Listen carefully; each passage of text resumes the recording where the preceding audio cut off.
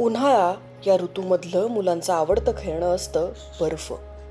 हे खेळणं त्यांना कधी घरातच हाताळायला मिळतं, तर कधी आईस्क्रीम गोळ्याच्या गाड्यांवर किंवा उसाच्या रसवंतीगृहामध्ये.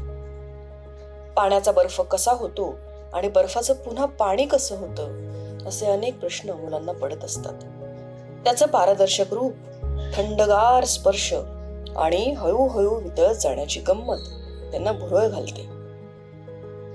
अशा या बर्फाचा वापर करून आपण वेगवेगळे खेळ खेळू शकतो, गप्पा मारू शकतो आणि मुलांच्या मनामध्ये कुतूहल जागृत करू शकतो. चला पाहूया चेरी आणि तिची आई बर्फासोबत कोणता मजेदार खेळ खेळत आहेत ते.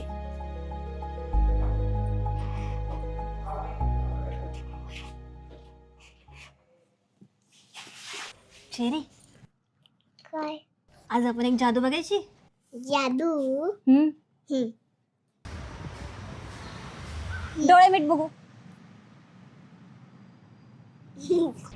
कसा आहे स्पर्श? गाज. काय असेल माझ्या हातात? तुला काय वाटतं काय असेल? थंड थंड काय असतं? बर्फ असतो. बर्फ आहे माझ्या हातात. अजून एक गंमत बघू आपण. डोळे झाक बरं. कसं वाटलं आज स्पर्श? गरम. गरम? थंड नव्हतंय मगासारखं? काय आहे? दगड. दगड आहे. तुला एक गंमत बघायची आता. आपण काय करू, हे दोन्ही आहे ना पण उन्हामध्ये ठेवू आणि ह्याचं निरीक्षण करूया. बघत राहायचं शांतपणे काय होतंय नक्की. चालेल?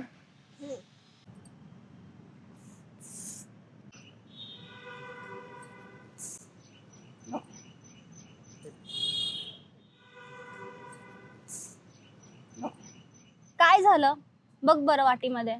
पाणी. पाणी झालं बर्फाचं. बर्फ वितळला ना, पाणी झालं. दगडाचं झालं का पाणी? उडतंय का पाणी? उडतंय? नाही. नाही आवडत ना?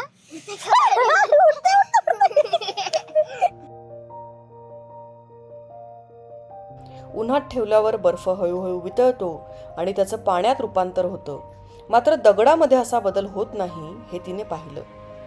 बर्फाचा थंडगार स्पर्श आणि उन्हात तापलेली दगडाची वाटी यामधून तिला गार गरम या संवेदनांचाही अनुभव आला. बर्फाचं पाणी होतंय, बर्फ वितळतोय अशा संवादांमधून तिचा भाषा विकास झाला. तसेच निरीक्षण या नव्या शब्दाचीही तिला ओळख झाली. शांतपणे बघूया काय होतंय ते असं म्हणत निरीक्षण म्हणजे नेमकं काय हेही तिला अनुभवातून समजलं. खेळता खेळता चेरीने विज्ञानातील एक छोटीशी जादू अनुभवली.